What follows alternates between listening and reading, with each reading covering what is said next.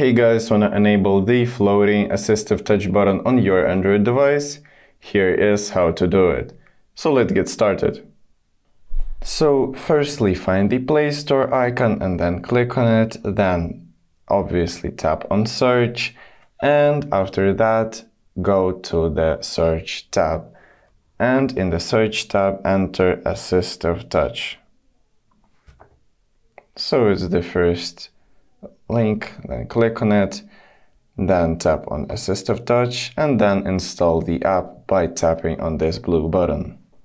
When the app is installed, tap open and then wait until it loads. After that, select your language, then tap confirm and grant the permission by enabling this toggle. So it should be blue, and this means it's enabled. Then tap allow, and then as you can see, the assistive touch button appears. Then to fully enable it, just tap it again and grant the permission again. Then come back, and now you have a functioning assistive touch button. You can lock your phone or go to the settings or go to home.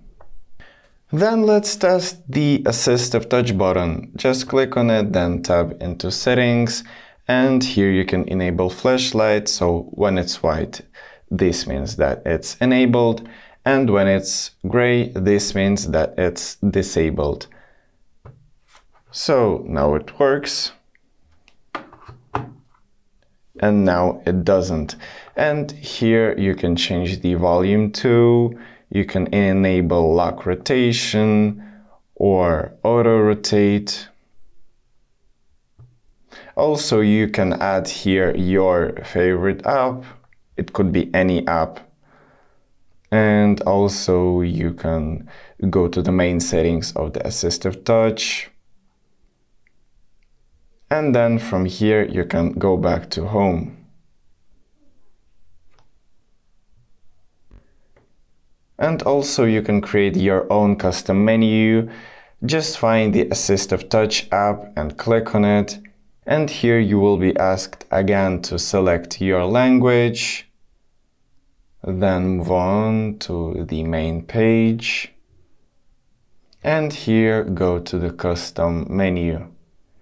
And here tap plus. And as you can see, you have a lot of options.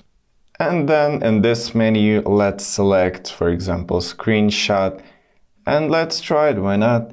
Just tap on the assistive touch button and tap on the screenshot, and you will be probably asked to give it permission. Tap OK, and head to Installed Apps section, then click on Assistive Touch, and make sure that this toggle is blue.